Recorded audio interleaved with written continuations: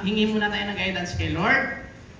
Yes, God, hallelujah, Panginoon, sinasamba, pinupuri, niluwalhati namin ang ngalan mo sa araw na ito, Panginoon, Lord. Maraming salamat at ipinahintulot mo muli na yung lingkod na gagamitin, Panginoon. Ay hinihiling ko na itago mo ako sa iyong likuran, Panginoon. Kayo ang mahayag, kayo ang makita, kayo ang madakila, Panginoon. Kayo ang maitaas, Panginoon. At tinaamin ko, Panginoon, na wala akong kakayanan kung wala ang kapangyarihan mo sa buhay ko, Panginoon. Lord, maraming salamat. At anuman ang pagkilos ng kaaway sa araw na ito, sa gawain ito, ay amin po itong winawasak sa pangalan ni Jesus, Panginoon. Wala po siyang bahagi sa gawain na ito. Maraming salamat, Lord, at inaangkin na po namin ang tagumpay, Panginoon, Lord. Maraming salamat. In Jesus' name, amen and amen. Yun, kamusta po kayo? Nagpakilala na po ako. At binabati ko rin pala muna ang ating punong katiwala, si Tatay Rick, at yung mga nanonood po sa live. Yun, ako pala si Brother Alex. Kamusta po kayong lahat? Mukhang maganda yung gising nyo, ha? Ano kaya ngayon na? At ang pag-uusapan natin ngayon yung rooted and built up in Christ. Ano na po bang natin? At ang title natin ay ang pag-ugat para tumibay. Sino na po ba yung mga nag-ugat dito sa church? Medyo matagal na. 5 years. Wala. 10. Mga 10 years, wala? 15! Wala rin. 20, siguro meron. Wala. Ayun, 20! 25! Ilang taon na po ba tayo, Pastor? 26 na tayo, di ba? 30? 30 plus na. Purihin si Lord. At nandito pa rin tayo ngayon. Na bagamat ay ang iba sa atin ay mga nag-ugat na talaga. Nag-ugat. Pero nag-ugat tayo sa pananampalataya kay Lord. Amen. Purihin si Lord.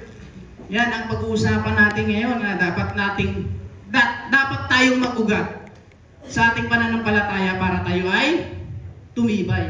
Alam po ba natin na ang lahat ng mga puno ay may tamang proseso sa pagtatanim? Sino po yung mga nagtatanim? Alam po ba natin na ang tamang proseso at ang bawat buto na itatanim natin ay may tamang proseso? Amen. Hindi natin pwedeng nagtanim tayo ng langka, yung buto niya ilalagay lang natin dyan. Opo, pwede yung ilagay mo siya sa sa lupa, mag-uugat siya pero mamamatay ka agad siya. Amen? Ganon din yung ng palay. Alam ba natin na may dalawang uri ng pagtatanim ng palay? Mayroong hinahasik at talagang itinutusok. Ano po pa natin yon? Amen. Ano yung matibay doon? Tingin nyo? Yung tinusok o yung hinasik?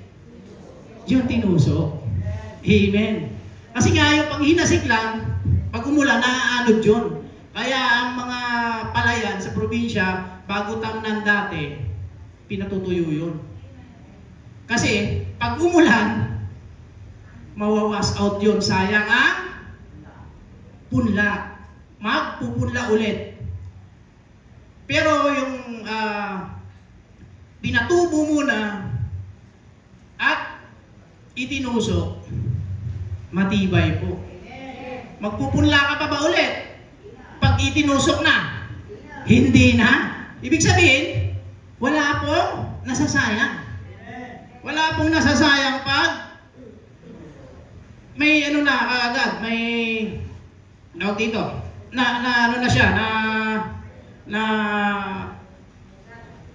nagugat na. Saan na yun? Dali. Ilan po ha?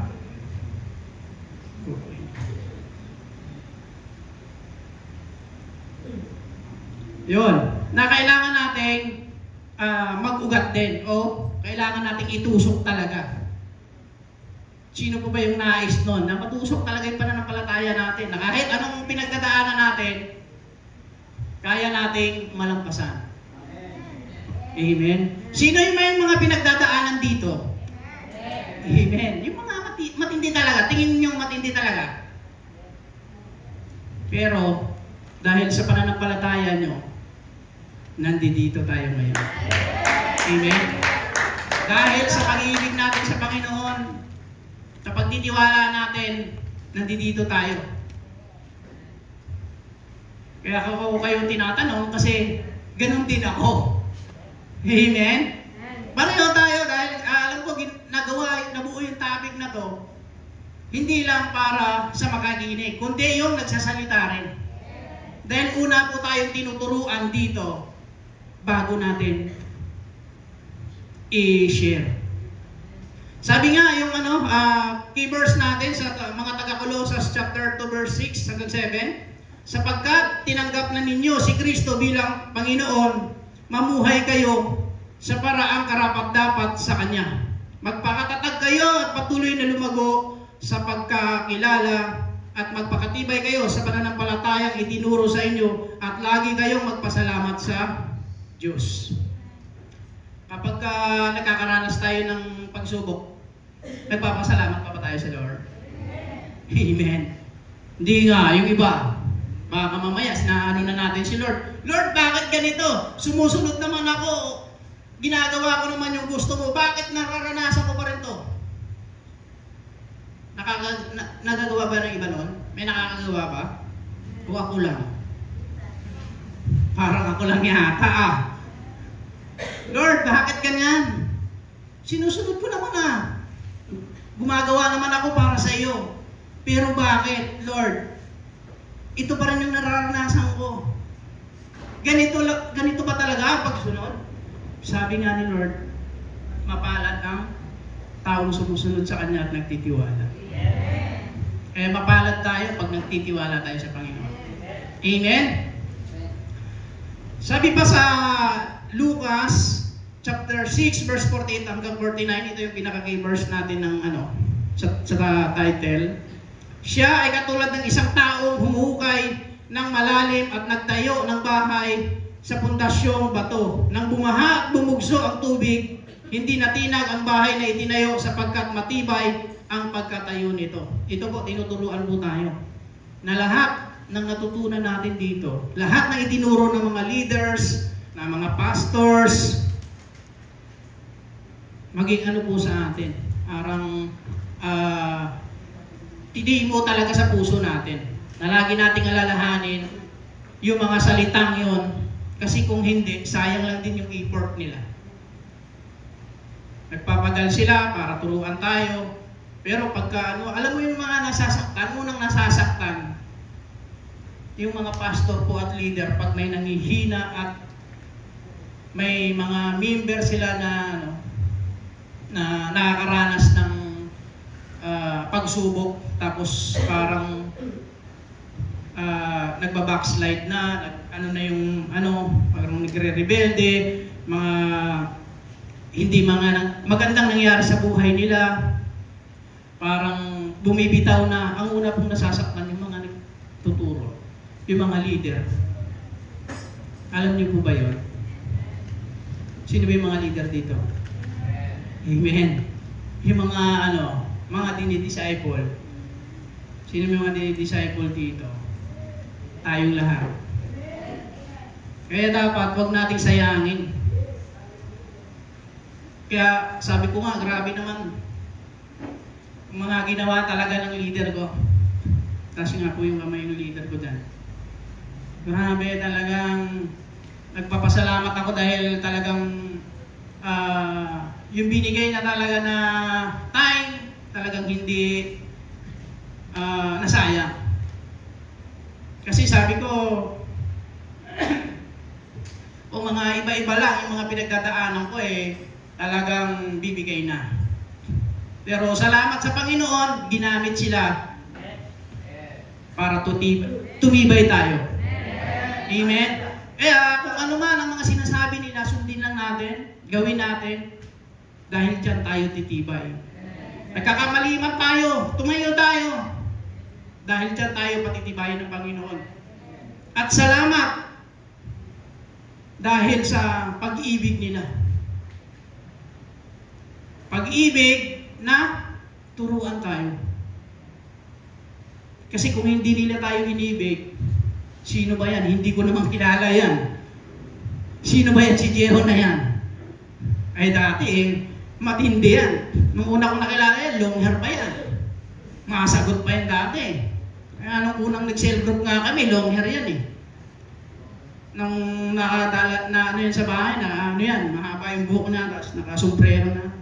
Yun po yung mga ano dati. Pero tingnan natin ngayon, ang ginagawa ng mga leader natin. At ginagawa ng Diyos sa buhay natin. Dahil sa pag-ibig, hindi tayo sinukuan. Dahil sa pag-ibig, ginawa nila yung best nila. Kaya mga kapatid, yung mga lahat ng disciple, iniibig po tayo na mga leader natin. Kaya wag po tayong minsan sumasagot ng babala, hindi pinapansin dahil pakiramdam ang mensahe ni leader ay para sa akin. Kapatid, iniibig po kayo ng leader nyo. Iniibig tayo ng leader natin. Yan po yung number one na ano natin. Number one, para mag-ugat, para tumibay, dapat mag-ugat. Kailangan nating mag-ugat. Paano paraan? Dapat may pag-ibig. Kasi kung walang pag-ibig ang ginagawa natin bilang disciple din sa ating mga kapatid, sayang. Sabihin nga natin, sayang. Sayang. Gaano man kaganda ang mensahe kung hindi mo iniibig yung salitang yun, wala din. Walang pag-ibig sa puso mo. Sayang lang ang mensahe. Sabi sa mga taga-Efeso chapter 3 verse 17, naway manatili si Kristo sa inyong mga puso sa pamamagitan ng inyong pananalig sa Kanya. Dalangin ko na ang lahat ng inyong gawain ay nag-uugat sa pag-ibig. Saan daw mag-uugat? Sa pag-ibig. Bakit? Kasi nga, masasayang. Pag walang pag-ibig, ang lahat ng ginagawa natin. Ginagawa natin to, nandito tayo, nagpapagal tayo, dahil iniibig natin ang pamilya natin. Bakit? Sabi nga, isa sa sambahayan ang nalig sa Diyos. Ang lahat ng iyon ay, ang lahat ng kanyang buong sambahayan ay maliligtas. Kaya patuloy po tayo. Kung paano naligtas ang buong sambahayan ni Noah, ay ganon din dapat tayo. Kasi kung nananalig tayo, kusa, si Lord na ang kikilos para sa buhay nila. Oo, alam natin na may kanya-kanya tayong kaligtasan. Pero tayo, maniwala tayo na tayo ang gagamitin ng Panginoon para magkaroon sila ng kaligtasan dahil sa ating pag-ibig sa kanila. Kaya kailangan nating bilang mananampalataya at disciple ng Panginoon, dapat tayong mag-ugat. Kasi kung walang nag-ugat doon sa isang pamilya, sayang din. Tingnan po natin yung mga ibang pamilya na walang nag-ugat na pananampalataya. Nai-imagine po ba natin yan? Yung lagi kong natatanong dito na, nai-imagine ba natin kung ano ang itsura ng pamilya na walang pananampalataya? Pero pag may isa lang, asahan natin, may kikilos ang Panginoon sa buhay ng bawat isa at unti-unting mababago ang lahat. Amen? Amen. Sabi pa dito sa 1 John chapter 5 verse 1 hanggang 4, kung sumasampalataya na si Jesus ang siyang Kristo, tayo nga'y mga anak ng Diyos, at ang sino mang umiibig sa Ama ay umiibig din sa atin. Ito po yung ano natin, na kung iniibig natin si Jesus Christ, gawin din natin yung nais niya. Papaanong paraan? Sabi sa to, ito ang palatandaan iniibig natin ang mga anak ng Diyos, kung iniibig natin ang Diyos at tinutupad ang kanyang mga utos. Dito na po yung papasok yung ano natin, yung vision natin, yung mission transformation natin, na mawin natin ang lahat. Dahil iniibig po natin sila. Iniibig tayo, kahit na ako, sabihin natin, oh, iniibig ko naman yung pamilya ko. Pero ang tanong, nag-ugat ka ba sa pananampalataya sa Panginoon? Pwede natin sabihin, oh, iniibig ko sila, pero ang totoo, napapahamak sila dahil sa atin. Kasi, ang pananampalataya natin ay mababaw. Hindi nakikita ang Christ-likeness sa buhay natin. Amen? Kaya paano po tayo makakapag-ugat? Paano natin sila matutulungan kung hindi tayo nag-uugat sa pananampalataya sa Diyos? Kung tayo mismo, sandaling pagsubok lang, natumba na kagad tayo. Lumubog na tayo. Naanod na tayo. Sino pa ang magano sa pamilya natin?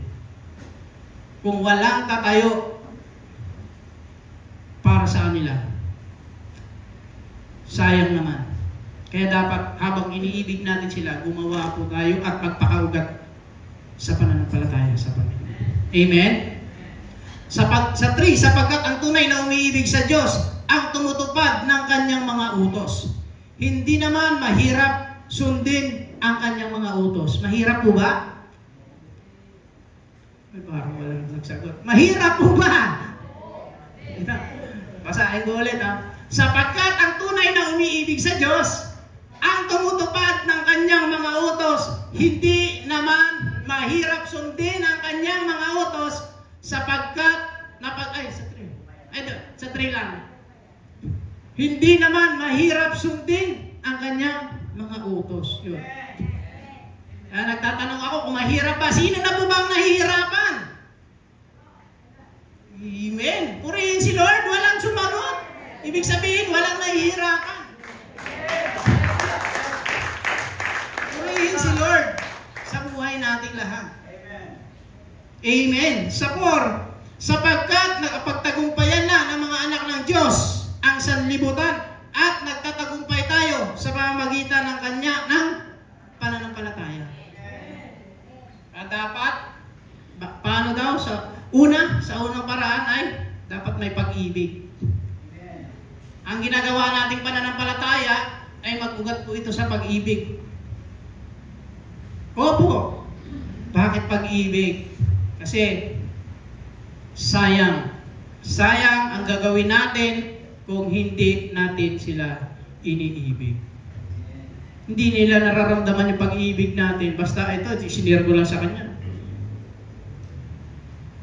Basta nag-share na ako nun, okay na yan. Tingin niyo po ba mag-ano sa kanya? Mag-i-strike yung mga gagamiting mga verse. Kung hindi natin iniibig, dapat talagang nag-i-strike talaga sa puso. Amen? Pangalawa, ito naman, bakit kailangan nating mag-ugat para tumibay? Pangalawa, dapat handa tayong magpaturo. Sino po ba yung handang magpaturo dito? O matigas ang ulo, ayaw magpaturo. Magaling ako, alam ko na yan, lahat ng yan, napagdaanan ko na. Sino ba yung nun? Wala rin. Purihin ang Diyos sa buhay natin. Palakpakan natin si Lord. Amen.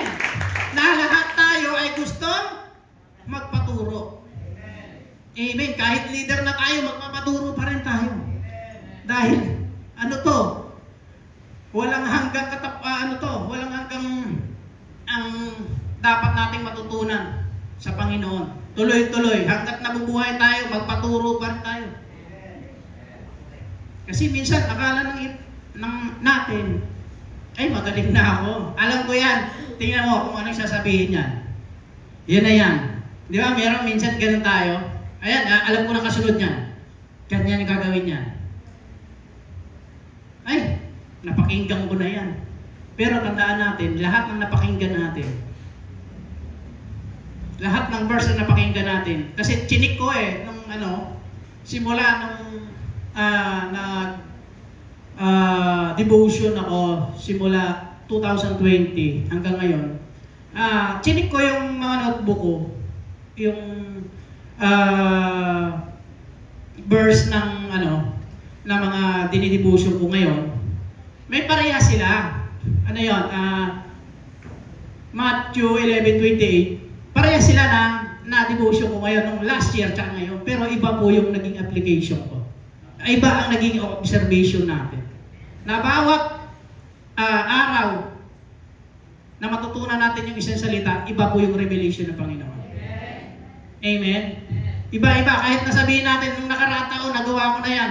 Pero iba ang pag-usap ng Panginoon ngayon. Ganun po kahiwaga ang salita ng Panginoon. Kaya nga patalinhaga lahat ng sinabi ni Jesus Christ sa atin, sa kanyang mga disciple, maging sa atin. Dahil sa hiwaga, nais ng Panginoon na matutunan natin kung gaano siya ka makapangyarihan. Amen? Sabi sa sa Hebreo chapter 12 verse 11 hanggang 14 po. Habang tayo itinutuwid, hindi tayo natutuwa. Sino po yan? Yung itinutuwid, hindi natutuwa. Minsan nakasimangot pag tinutuwid ka. Sino po? Kasi pag may aaminin, may babaguhin.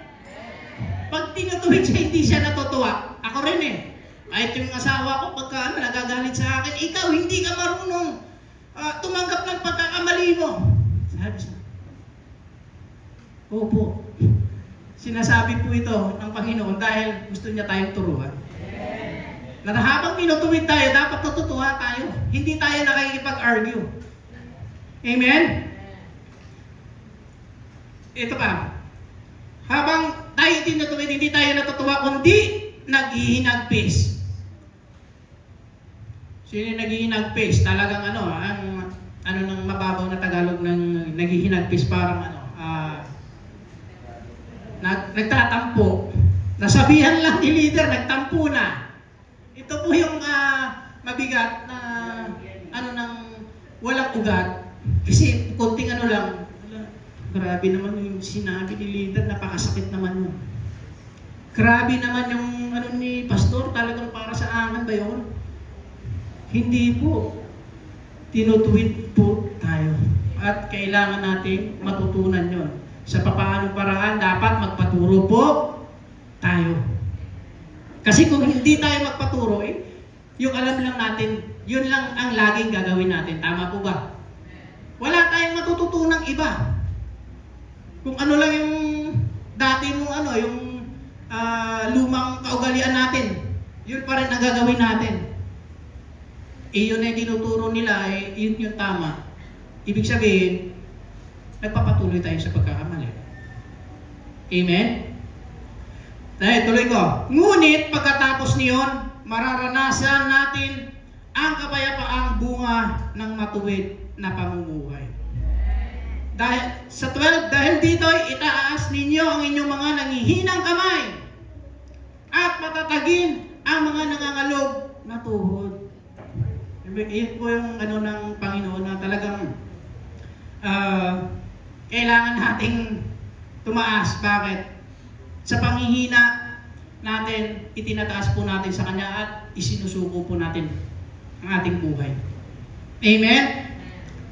Sa 13, lumakad kayo sa daang matuwid upang hindi lumala ang mga paang napilay at sa halip ay gumaling. Ito po yung inaano natin na dapat pagka may nararamdaman tayo na patuloy natin. Kung ano man yung itinutuwid sa atin, alam nating masakit. Tama po ba? Masakit talaga pag tinutuwid tayo. Kahit mababasa natin sa 13 dito. Upang hindi lumala ang mga paang napilay. Ibig sabihin, pag may sakit ka, masakit yung paa mo, i-exercise mo. Ganon din sa natutunan natin sa Panginoon. Kung ano ang masakit na itinuturo ng Panginoon ay lakaran natin yun. Dahil doon tayo matututo, doon tayo gagaling, at doon tayo mag-uugat. Amen? Hindi tayo uugat kung hindi tayo makakaranas ng kabigatian, ng kalungkutan, ng kasakitan. Kasi doon lang Doon at doon lang tayo iikot. Amen? Sa 14, sikapin ninyo makasundo ang lahat. Ito. Sino na po ba dito yung makakasundo ang lahat? Sikapin daw natin makasundo ang lahat. Amen? Sino yung kasundo dito ang lahat? O may pinipili lang na makasundo. Taas ang kamay. Wala. Purihin si Lord. Palakpakan natin si Lord sa buhay natin. Dahil kasundo natin ang lahat. At magpakabanal sapagkat hindi ninyo nakikita ang Panginoon kung hindi kayo mamumuhay ng ganito. Amen? Ito po yung nais ng Panginoon sa buhay natin. Ang makasundo natin. Bawat isa yung pagka dito, ayoko niyan, nakaanuhan ako ng nakaraan. Dito tayo dadaan sa kapila. Ay, nandyan si sister. Dito ako dadaan.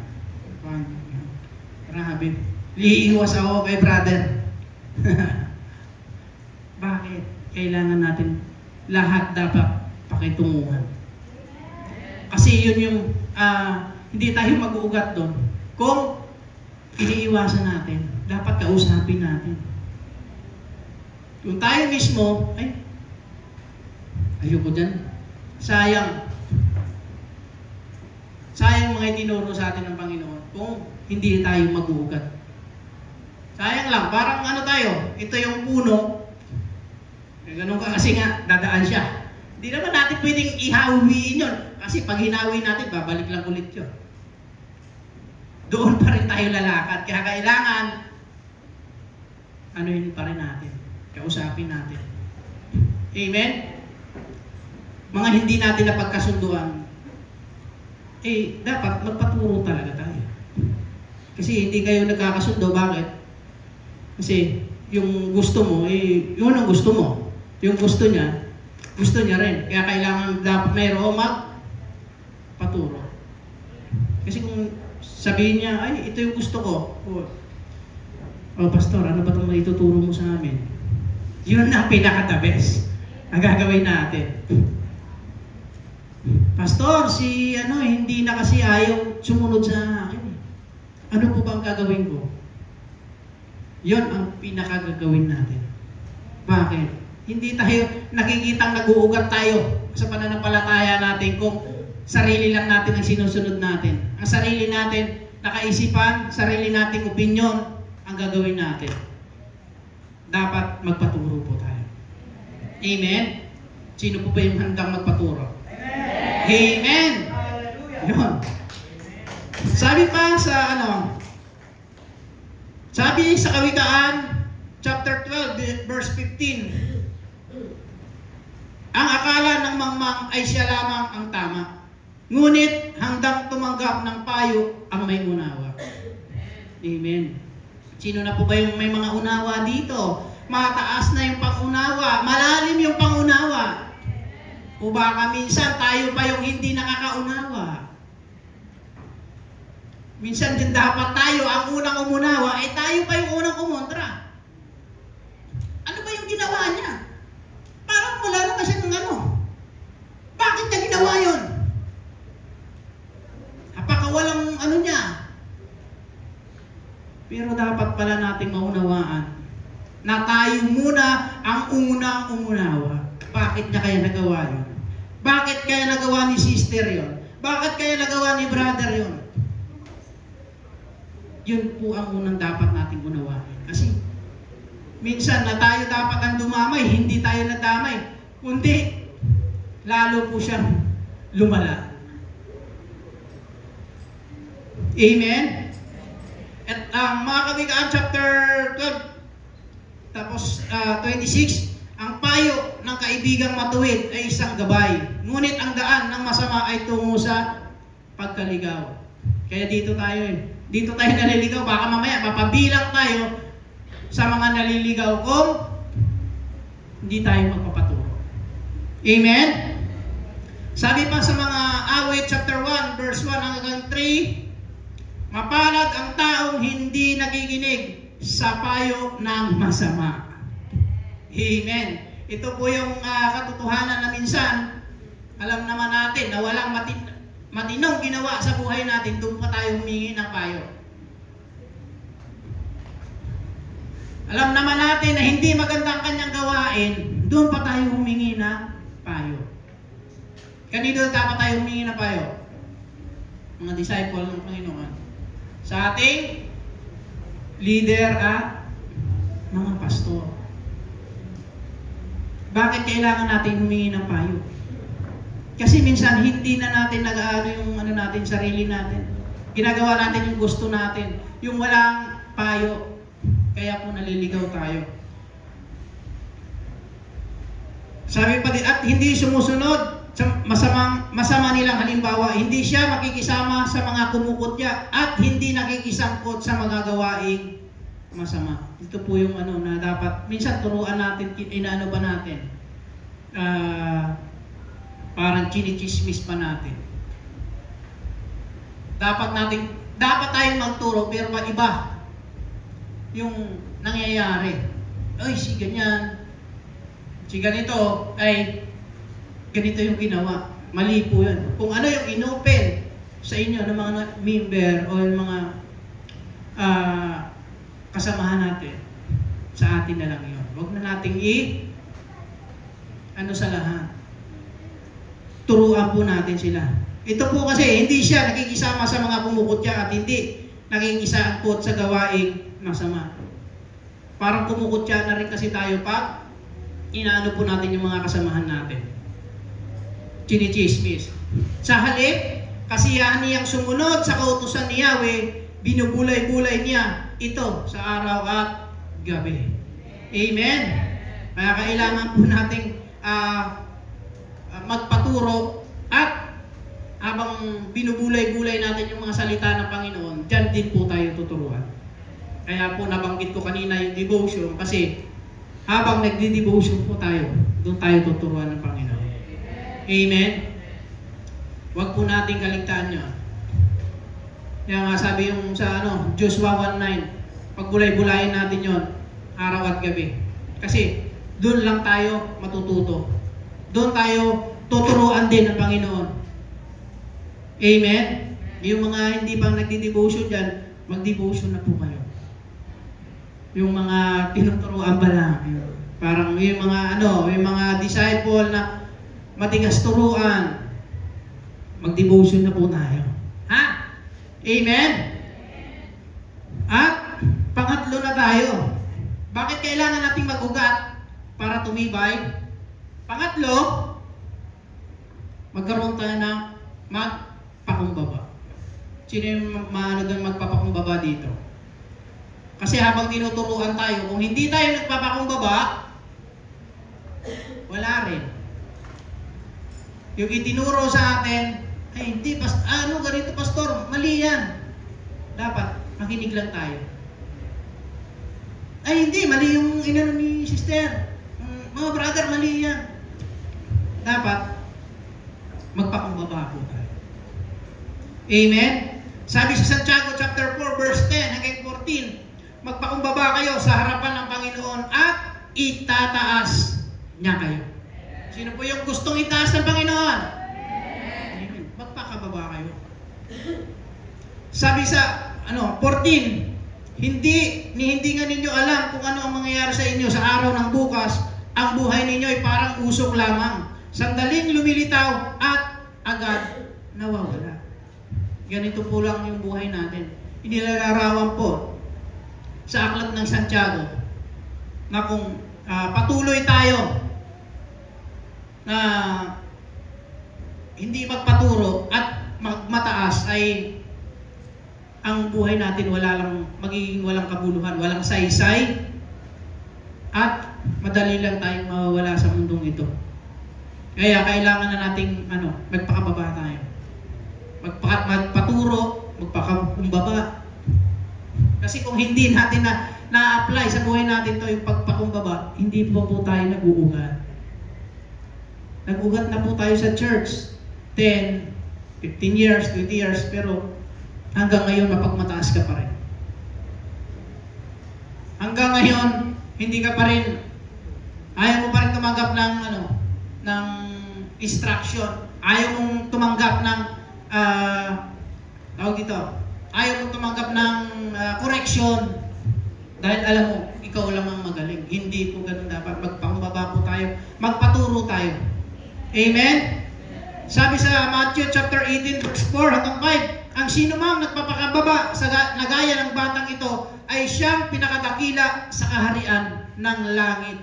Sa 5, ang sino mang tumatanggap sa isang batang katulad nito, alang-alang sa akin, ako ang kanyang tinatanggap. Sino daw tinatanggap natin dito? Si Lord.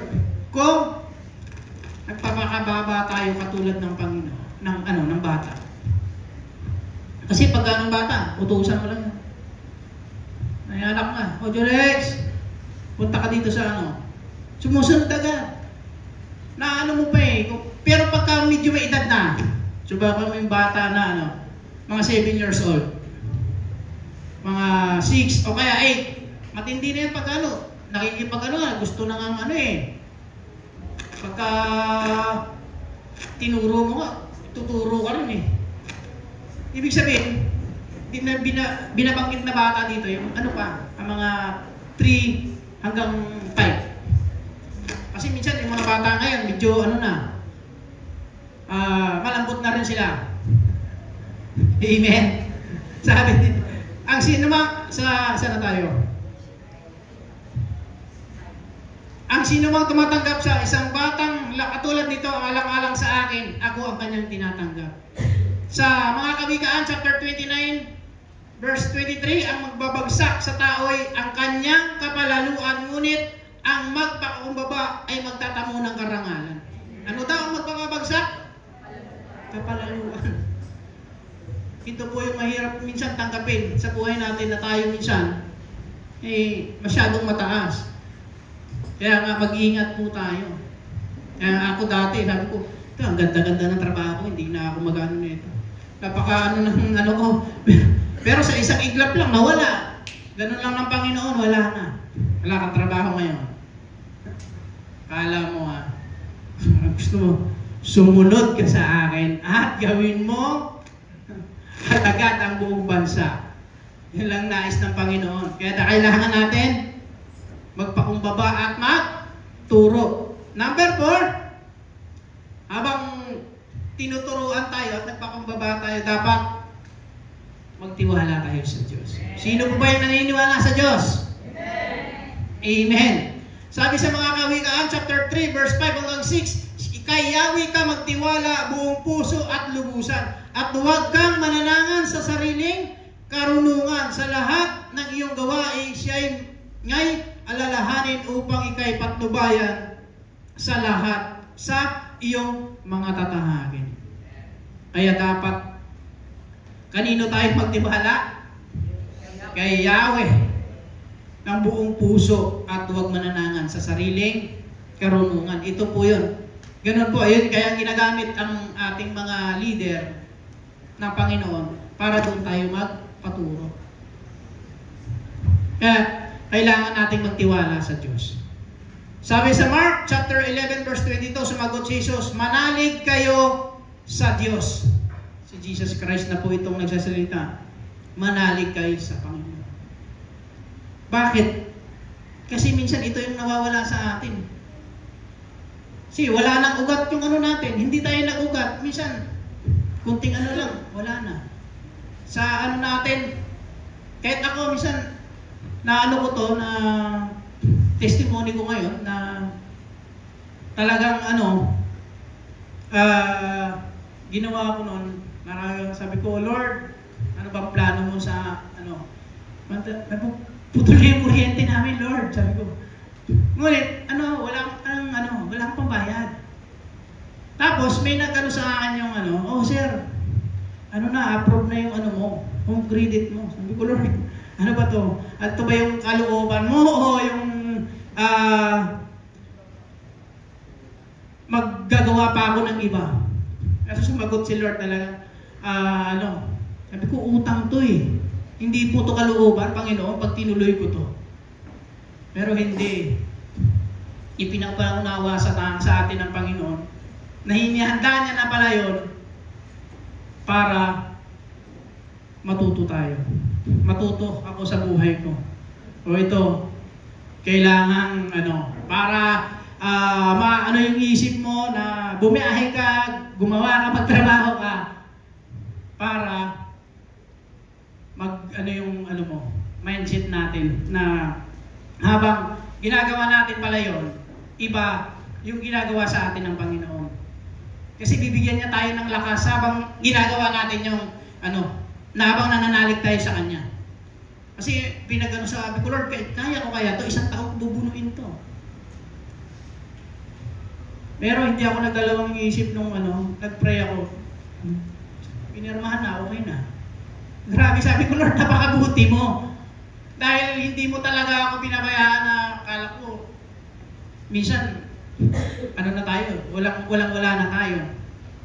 Pero pag manalig tayo sa Panginoon, nandiyan na kaagad eh. Hindi pa nga ako nagpipray, binigay niya na eh. Ganun pala talaga yung Panginoon sa buhay natin. Na bakit ginagawa natin yun? Kasi hindi na natin, kaya pala hindi natin nagagawa minsan kasi hindi tayo nananalig sa Kanya. Nakukulang yung pananalig natin sa Kanya. Kaya yung ugat na yung sinasabi na kailangan mong mag-ugat para tumibay. Kasi nga, habang gagamitin ang Panginoon, matibay ka. Hindi gagamitin, kahit nga sa ito. Tingin nyo ba na pag gagamit ng na bakal, pagka manipis na bakal ang ginamit nyo, babagsak to. Kailangan natin magpakatibay. Amen? Kailangan natin mag-ugat. Magagamit pa tayo kung may lang yung ugat natin. Hindi tayo kagamit-gamit sa Panginoon kung ang ugat natin, sandali lang tayo, hanginangin lang tayo, natumba na tayo, wala na. Ano man yung pagdaanan natin, maging po tayo, manalig tayo sa Panginoon.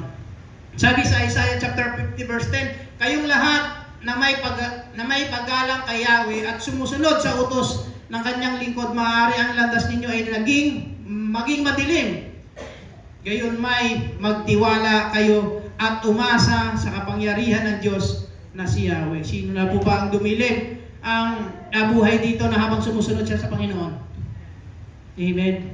Meron. Kasi nga ipinapahintulot ng Lord na tayo ay subukin para na tayo tumibay. Amen? At sa ating sa mga awit chapter 50 verse 20, sa ating conclusion, handa ninyong paratangan maging tunay na kapatid at kay daming kapintasan sa kanila'y iniisip. Ito po yung minsan kaya hindi tayo nag-uugat kasi nakatingin po tayo sa ating mga kapatid sa loob ng church. Yung kapintasan nila, yung tinitingnan natin, sino po ba yung magawa niyan? Handa ninyong paratangan. Sabi sa Colossus chapter 3 verse 23, ano man ang inyong ginagawa, gawin ninyo ng buong puso na parang sa Panginoon kayo naglilingkod at hindi sa tao. Amen? Ano man daw ang gagawin natin? Gawin natin ito sa Panginoon. Ibigin natin sila, turuan silang magpakumbaba at turuan manalig sa Diyos. Sabi sa mga Kawikaan, chapter 22 verse 29, alam ba ninyo kung sino ang pinaglilingkuran ng mga mahusay na nagtatrabaho? Sila ay naglilingkod sa mga hari at hindi sa mga alipin. Sino po ba yung naglilingkod sa Lord? Amen. Baka may mga naglilingkod para sa atin dito sa alipin. Sabi sa ito natin, overtime na pala ako, sorry. Sinabi ni Pedro, dito po tayo magtatapos, sa Matthew chapter 14 verse 28 hanggang 30, sinabi ni Pedro, Panginoon, kung talagang ikaw nga iyan, hayaan mong ako'y pumunta sa iyong kinaroroonan diyan sa ibabaw ng tubig. Sumagot siya, halika, mula sa bangka ay lumakad si Pedro sa ibabaw ng tubig papunta kay Jesus.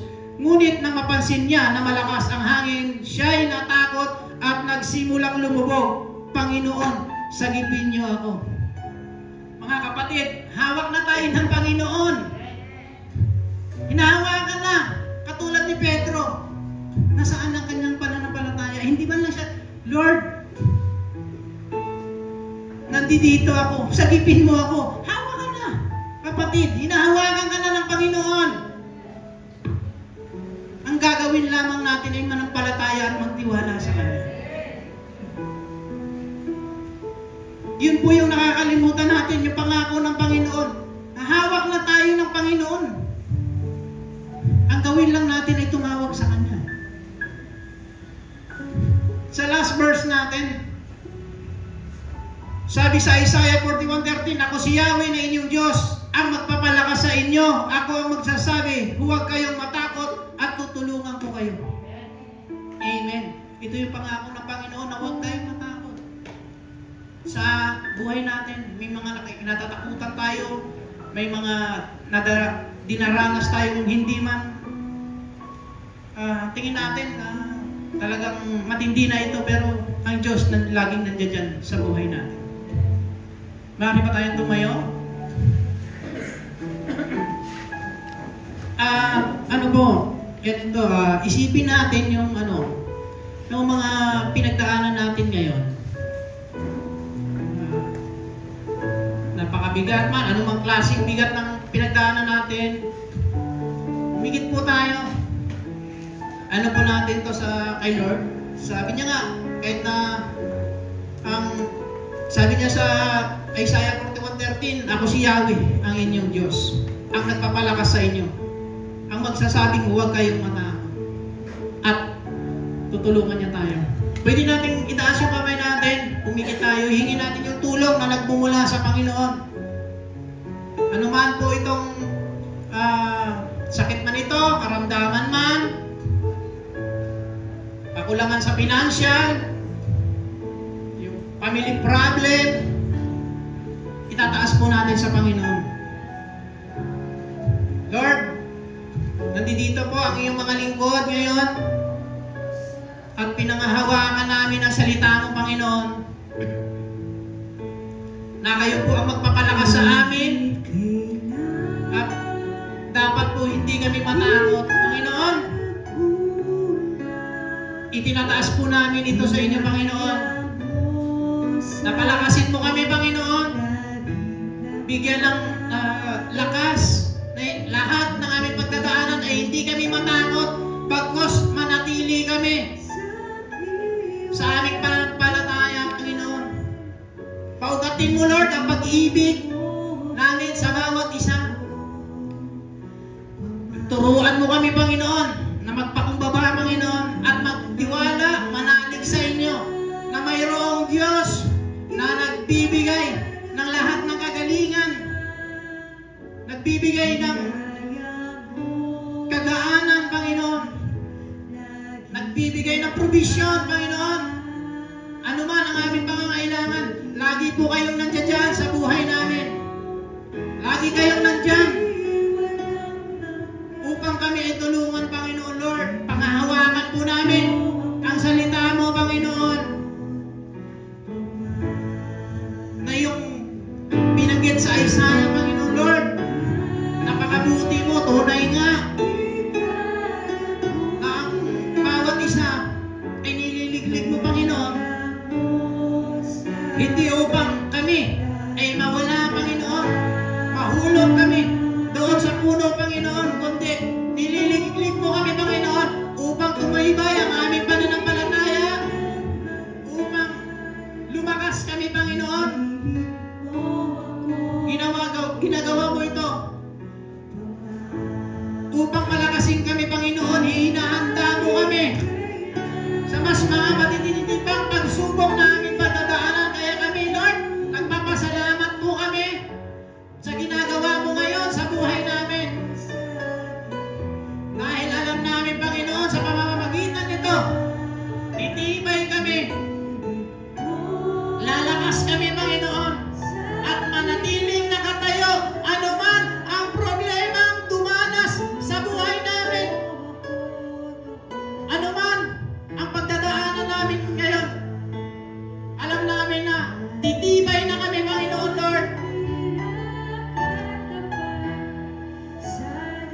Lumalakas kami dahil alam namin nakasama namin kayo, Panginoon Lord.